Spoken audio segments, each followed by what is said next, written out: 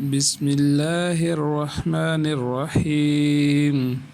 انہی لوگوں کو ان کی کمائی کا حصہ آخرت میں ملے گا اور اللہ جلد اعمال کا حساب کرنے والا ہے۔ اور اللہ کو ان چند قیام منع کے دنوں میں یاد کرتے رہو، پھر جو 2 ہی دن میں جلدی منع سے چلا آئے اس پر کوئی گناہ نہیں، اور جو کوئی 1 دن زیادہ لگا دے اس پر بھی کوئی گناہ نہیں۔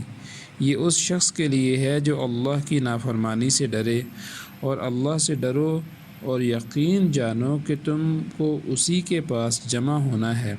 اور بعض آدمی ایسا ہیں جس کی باتیں آپ کو دنیاوی زندگی کے بارے میں نہایت بھلی معلوم ہوتی ہیں، اور وہ اللہ کو اپنے خلوص دل پر گواہ بھی کرتا ہے، حالانکہ فی الحقیقت وہ مخالفت میں بڑا ہی سخت ہے۔ اور جب وہ لوٹتا ہے تو کوشش کرتا ہے کہ ملک میں فساد پھیلائے اور کھیتیوں اور جانداروں کو برباد کرے، اور اللہ فساد پھیلانے والوں کو دوست نہیں رکھتا۔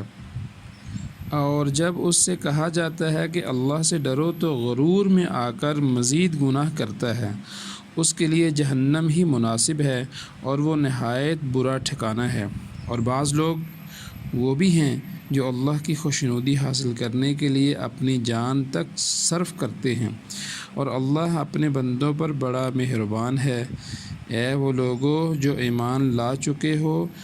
پوری طرح اسلام میں داخل ہو جاؤ اور شیطان کے نقش قدم پر نہ چلو، وہ یقیناً تمہارا کھلا دشمن ہے۔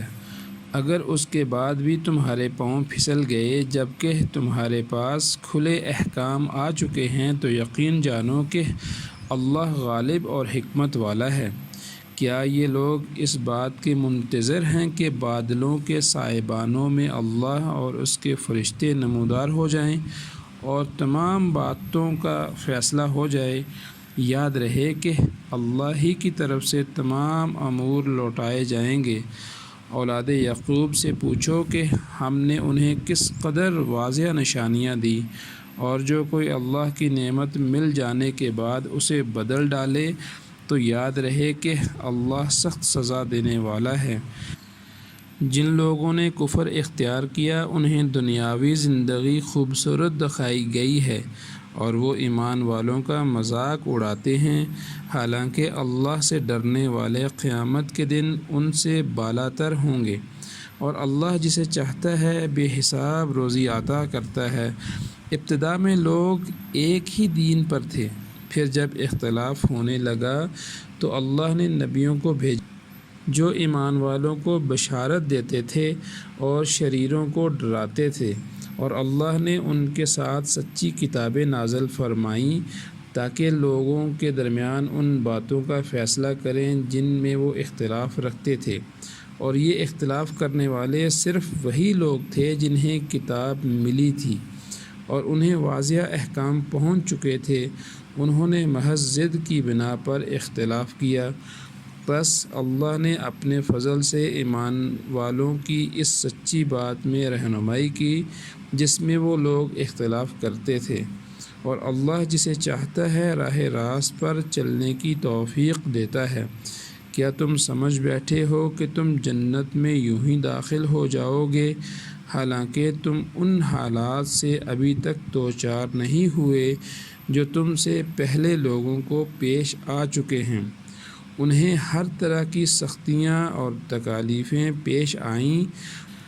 اور ان کے پاؤں لڑکھڑا گئے، حتیٰ کہ ان امتوں کے رسول اور ان کے مومن ساتھی پکار اٹھے کہ اللہ کی مدد کب پہنچے گی؟ جواب ملا کہ یاد رکھو بے شک اللہ کی مدد قریب ہے۔ اے نبی صلی اللہ علیہ وسلم، لوگ آپ سے پوچھتے ہیں کہ اللہ کی راہ میں کیا خرچ کریں؟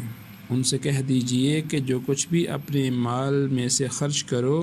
وہ ماں باپ اور رشتہ داروں، یتیموں، مسکینوں اور مسافروں کو درجہ بدرجہ دو، اور تم نیکی کا جو بھی کام کرو گے وہ اللہ کے علم میں ہے۔ تم پر جہاد فرض کیا گیا ہے اور وہ تمہیں ناگوار ہے،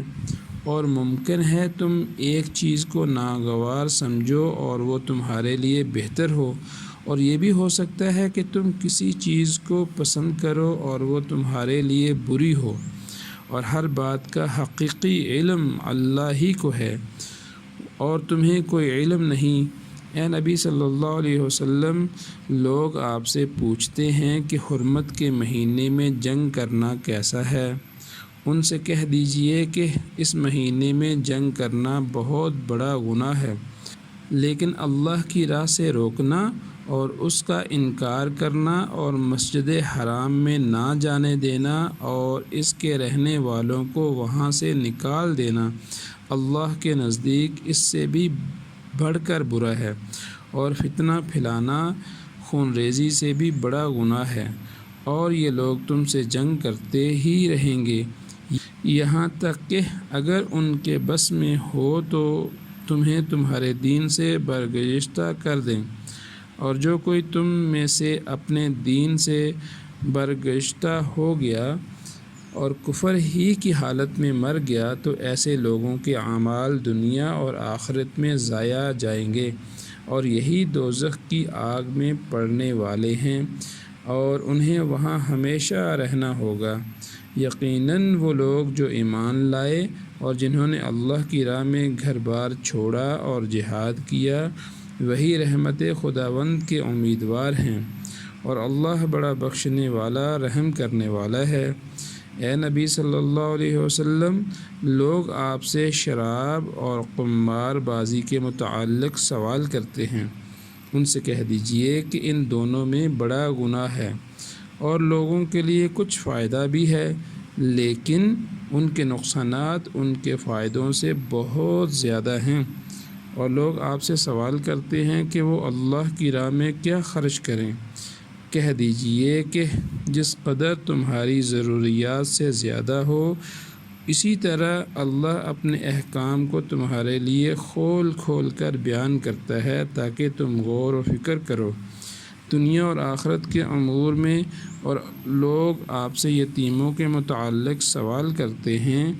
کہہ دیجئے کہ ان کے ساتھ بھلائی کرنا بہتر ہے، اور اگر ان کو خرچ میں شریک کر لو تو کوئی حرج نہیں، وہ تمہارے بھائی ہیں، اور اللہ کو معلوم ہے کہ کون خرابی پیدا کرتا ہے اور کون اصلاح کرنے والا ہے، اور اگر اللہ چاہتا تو تمہیں مشقت میں ڈال دیتا، بے شک اللہ غالب اور حکمت والا ہے۔ اور تم مشرک عورتوں سے نکاح نہ کرو جب تک وہ ایمان نہ لے آئیں، اور یاد رکھو کہ ایک مومن لونڈی مشرکہ عورت سے کہیں بہتر ہے، اگرچہ مشرکہ تمہیں بھلی ہی کیوں نہ معلوم ہو، اور مومن عورت کو مشرک مردوں کے نکاح میں نہ دو جب تک کہ وہ ایمان نہ لے آئیں۔ یاد رکھو کہ ایک غلام مومن آزاد مشرک سے کہیں بہتر ہے، خواہ یہ مشرک تمہیں بھلا ہی کیوں معلوم نہ ہو۔ یہ مشرکین تو دوزخ کی طرف بلاتے ہیں، اور اللہ اپنے حکم سے جنت اور مغفرت کی طرف بلاتا ہے، اور لوگوں کے لیے اپنے احکام کھول کر بیان کرتا ہے تاکہ وہ نصیحت حاصل کریں۔ اور اے نبی صلی اللہ علیہ وسلم، لوگ آپ سے حیض کے متعلق سوال کرتے ہیں، ان سے کہہ دیجئے کہ یہ ناپاک چیز ہے، ان ایام میں عورتوں سے الگ رہو اور ان کے پاس نہ جاؤ یہاں تک کہ پاک ہو جائیں، پھر جب وہ نہا کر پاک ہو جائیں تو جس فطری طریقے سے اللہ نے تمہیں حکم دیا ہے ان کے پاس آؤ، بے شک اللہ انہی کو دوست رکھتا ہے جو توبہ کرنے والے اور پاکیزہ رہنے والے ہیں۔ تمہاری بیویاں تمہارے لیے کھیتیاں ہیں، بس جس طرح چاہو اپنی کھیتی کی طرف آؤ اور اپنے لیے آئندہ کا سامان کرو، اور اللہ سے ڈرتے رہو، اور اس بات کا یقین رکھو کہ تم ضرور ایک دن اس سے ملنے والے ہو۔ اے پیغمبر صلی اللہ علیہ وسلم، ایمان والوں کو خوشخبری سنا دیجئے، اور اللہ کے نام کو اپنی قسموں کی آڑ نہ بناؤ کہ ناجائز قسم کو بہانہ بنا کر کسی کے ساتھ بھلائی نہ کرو، یا پرہیزگاری کی راہ اختیار نہ کرو، یا لوگوں کے درمیان صلاح صفائی کرانے سے رکے رہو۔ یاد رکھو اللہ سب کچھ سننے والا اور جاننے والا ہے۔ یاد رہے اللہ تمہارا لایعنی قسموں پر مواخذہ نہیں کرتا، لیکن تمہارے ان قسموں پر ضرور مواخذہ کرے گا جو تمہارے دلی ارادہ سے ہوں۔ بہرحال اللہ بخشنے والا اور بردبار ہے۔ جو لوگ اپنی بیویوں کے پاس جانے سے قسم کھا لیں انہیں 4 مہینے کی مہلت ہے، پھر اگر وہ اس دوران میں رجوع کر لیں تو اللہ بخشنے والا رحم کرنے والا ہے، اور اگر وہ طلاق دینے کا پختہ ارادہ کر لیں تو بھی اللہ سننے والا اور جاننے والا ہے۔ اور وہ عورتیں جنہیں رجعی طلاق دی گئی ہو وہ 3 حیض تک انتظار کریں، اور ان کے لیے یہ جائز نہیں کہ وہ اس چیز کو جو اللہ نے ان کے پیٹ میں پیدا کی ہے چھپائے رکھیں، اگر وہ اللہ اور روز آخرت پر ایمان رکھتی ہوں۔ اگر اس دوران میں صلح صفائی کرنا چاہیں تو ان کے شوہروں کو انہیں زوجیت میں واپس لینے کا زیادہ حق ہے، اور عورتوں کے حقوق اسی طرح مردوں کے ذمہ ہیں جس طرح مردوں کے حقوق عورتوں کے ذمہ ہیں۔ دستور کے مطابق البتہ مردوں کو عورتوں پر 1 گنا فضیلت دی گئی ہے، اور اللہ غالب اور حکمت والا ہے۔ طلاق رجعی 2 مرتبہ ہے، اس کے بعد یا تو مطلقہ کو حسن سلوک کے ساتھ روک لیا جائے یا اچھے طریقے سے الگ کر دیا جائے، اور تمہارے لیے یہ جائز نہیں کہ جو کچھ مہر وغیرہ تم انہیں دے چکے ہو اس میں سے کچھ واپس لے لو، مگر اس صورت میں جب کہ دونوں کو خوف ہو کہ وہ اللہ کے حدود قائم نہ رکھ سکیں گے۔ پس اگر تمہیں ڈر ہو کہ مرد اور عورت اللہ کی مقرر کردہ حدود کو قائم نہ رکھیں گے تو اس میں ان پر کوئی گناہ نہیں کہ عورت کچھ دے دلا کر شوہر سے اپنا پیچھا چھڑا لے۔ یہ اللہ کی حد بندیاں ہیں، بس ان سے باہر مت جاؤ، اور جو کوئی اللہ کے حدود سے تجاوز کرے گا وہی ظالموں میں شمار ہوگا۔ پھر اگر کوئی شخص اپنی بیوی کو 3 طلاق دے چکا تو وہ اس کے لیے پھر حلال نہیں ہو سکتی تاکید کہ وہ کسی دوسرے مرد سے نکاح نہ کرے۔ پھر اگر وہ دوسرا شوہر اپنی مرضی سے اس کو طلاق دے دے تو اب ان پر کوئی گناہ نہیں کہ وہ پھر آپس میں عدت گزارنے کے بعد شادی کر لیں، بشرطہ کہ انہیں یقین ہو کہ وہ اللہ کی مقرر کردہ حدود قائم رکھ سکیں گے، اور یہ اللہ کی حدود ہیں جنہیں وہ سمجھدار لوگوں کے لیے کھول کھول کر بیان کرتا ہے۔ اور جب تم عورت کو رجعی طلاق دے چکے اور ان کی عدت پوری ہو جائے تو انہیں عزت سے روک لو یا شرافت سے علیحدہ کر دو، اور انہیں تنگ کرنے کے لیے روکے نہ رکھو، کہیں ایسا نہ ہو کہ اللہ کی مقرر کردہ حدود سے تجاوز کر جاؤ، اور جو شخص ایسا کرے گا وہ اپنے ہی جان پر ظلم کرے گا۔ اور اللہ کے احکام کو ہنسی مذاق نہ سمجھو، اور اللہ کی ان نعمتوں کو یاد رکھو جو تم پر ہیں، اور اس کتاب و حکمت کو بھی یاد رکھو جو اس نے تم پر اتاری کہ تمہیں اس کے ذریعہ نصیحت فرمائے، اور خدا کا خوف ہر وقت پیش نظر رکھو،